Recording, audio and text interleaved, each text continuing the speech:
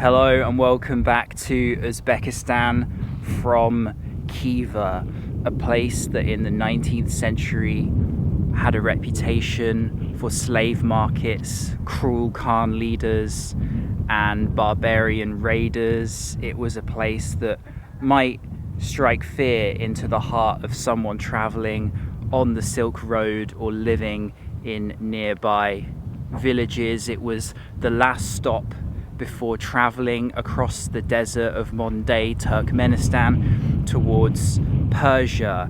And today the old city is in a citadel surrounded by this wall made of mud, straw and brick. It is different from everywhere else, and I took an overnight train to reach here from Bukhara. It was a good journey, and today now here it is cold. It's 1 degree. There is a chill in the air from the wind, even though we have blue sky and a bit of sun, hopefully to keep me warm as I walk around and explore this exotic and mysterious, enticing place on the Silk Road.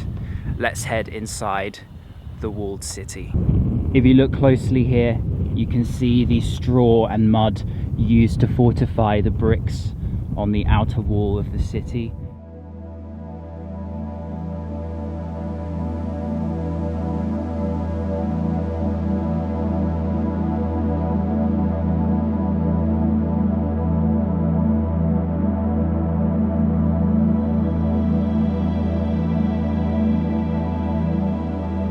So we are entering the Ichon Kala, which is the name of the walled city of Khiva, through the east gate, and it was in that long passageway where slaves were displayed in the niches set in the walls.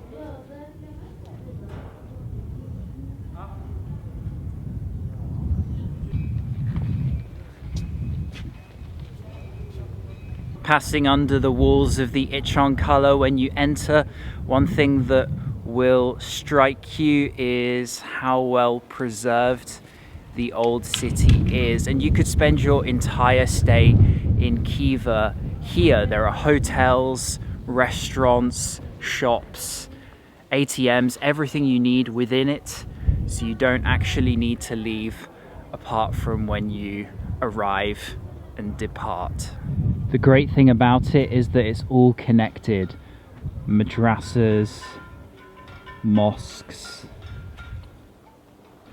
You can walk from place to place and feel the atmosphere of the old city, not like Samarkand, where parts of the history are separated between the modern day city and its 21st century buildings. Here you'll only find historical and restored buildings everywhere you wander.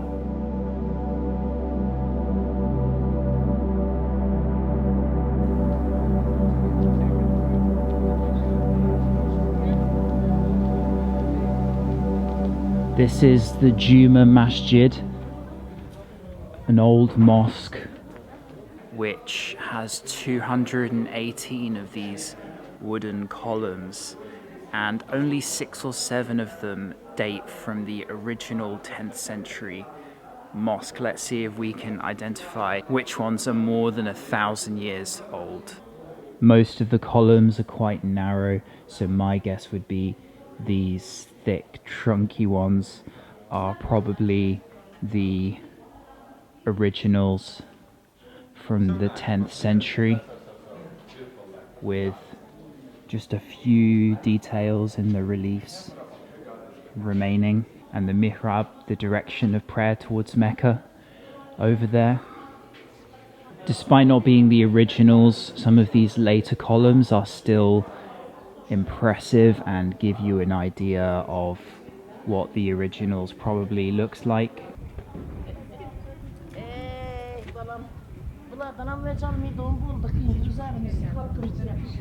As I'm now passing it, I want to tell you a little bit about the Kaltan Minar minaret, which is probably the most unique and recognizable site in Khiva. Commissioned in 1851, it is a fat turquoise shaped kind of cauldron, and the reason it is that shape is because the Khan at the time, Muhammad Amir Khan, according to legend, he wanted to build a minaret so high he could see all the way to Bukhara, only he died in 1855 before he could see it completed, and therefore the structure was left unfinished and essentially flattened at the top and kept the way it is. A key component of the local dress of Khorasan or Khiva is the chugurma, which is a fur bushy hat, most often in black, but you can also find it in brown and white. And if you were to look at any historical picture of Khiva from, say, the 1920s, you will see that the majority of the locals are wearing one.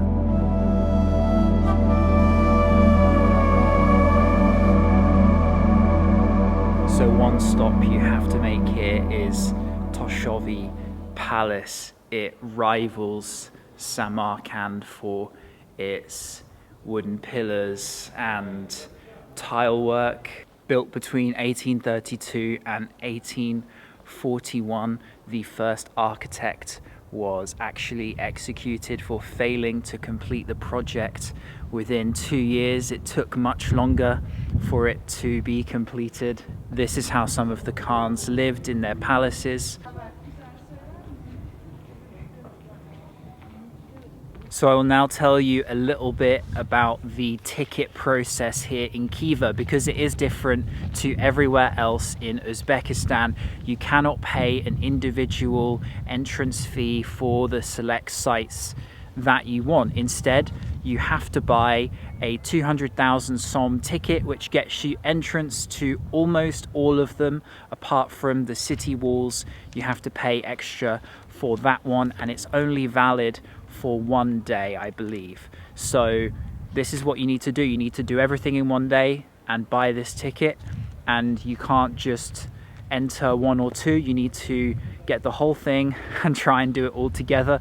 And I think it just guarantees a certain amount of money for the local community here, which helps to keep the restoration of the town and everything else. In my opinion, I think it probably would be a little bit better if they did it like Samarkand or Bukhara, where you could just pay for whatever you wanted to see, but then also give you the option for a package ticket, which includes many of the sites as well. But that's the way the system works here in Khiva, and so just be aware of that before you visit. So I've made my way over now to one of the main squares in the center of Khiva's fortress, and I'm going to head inside the Kuhna Ark. This was the fortress and palace where many of the Khans of Khiva ruled for more than 400 years. The Ark here dates from the 12th century, and it was a world of advisors, servants, harems, family members who were here. There was a jail,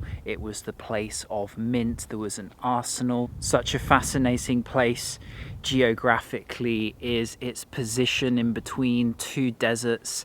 If you look on a map here, you can see that you've got the Karakum desert to the south all the way to Persia. It was the last stop before heading off into that barren land. And then if you look to the east, there's the Kizilkum desert before Bukhara. You have the Kazakh steppes more towards the north and the Aral Sea, and that's why it became a haven for mercenaries and bandits to capture slaves, travelers, or people living in surrounding villages who were preyed upon by those who came here and sold them to corrupt Khans and local men who put them on the slave market, and everyone got rich apart from those who were sold into slavery. And it is quite dark because much of the wealth that made these palaces and grand places possible was built off the back of its location on the edge of the desert, preying upon those who were vulnerable. This here is where the Khan would receive guests in the welcoming room. It would be a grand affair of bureaucracy and hospitality in an elaborately decorated surrounding. This is the old mosque inside the Kuhna Ark, which would have been the official place of prayer for the Khans or whoever was in the household or visiting.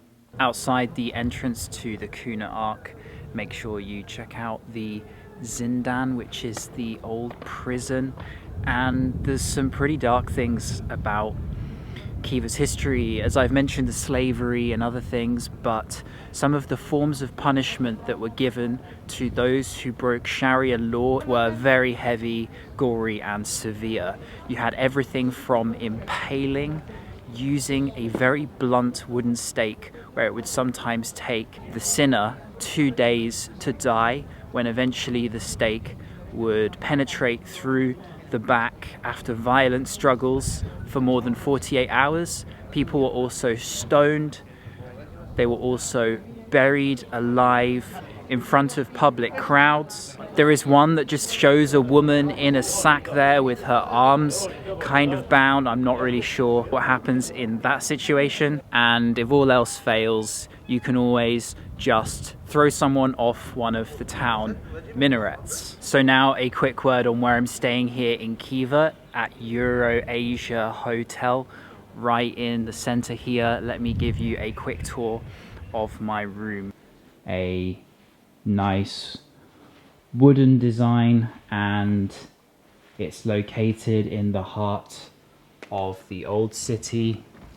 You can get glimpses outside there of the citadel wall nearby, so it seems to be very close to the center of the old town here, which is very handy. So the link is in the video description if you are interested. I've been the only guest staying there, which has been a little bit eerie during low season here.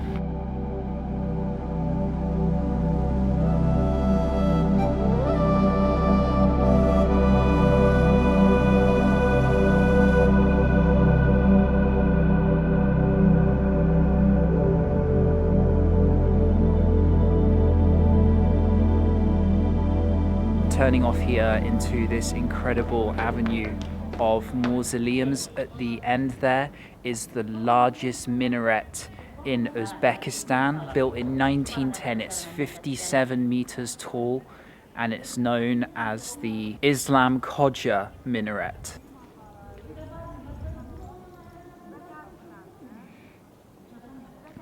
The mausoleum of the patron saint of Khiva.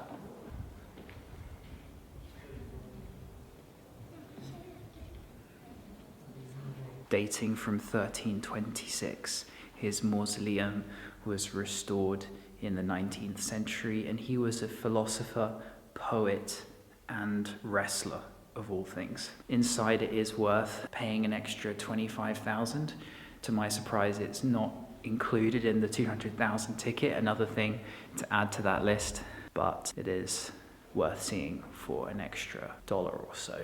Surrounding the mausoleum, you will see many other graves and tombstones of important people religiously and politically in Khiva's history. It's a stunning area to walk around at this time of day as the sun starts to drop. The minaret poking up above there. Very atmospheric part of Khiva. So that is all for this video. I'm signing out here. It's also the last one in the Uzbekistan series. There is a full playlist with all the others covering Tashkent, Samarkand, Bukhara, living with a family. So there is plenty to see if you've missed the other videos. Central Asia is a part of the world that many people don't quite have on their radar yet, and I think that's also reflected in the views of some of the videos too. But I really enjoyed my time there. There is so much history of the Silk Road waiting to be discovered by yourselves, to learn about different empires and dynasties that we have never heard of, if I'm speaking from the Western point of view, that most of us have not learnt about in school. there is a lot to get stuck into, and the architecture is incredible. The people are very friendly. I got to see the cities as well as the rural life, so there's a nice balance in Uzbekistan if you can find it. So stay tuned for the next video series. It's from a country that I had not been to before. On my way home to the UK for Christmas, I stopped there. So let's see in the comments below if you can guess where that might be. Stay tuned, and I'll see you on the next one. Cheers.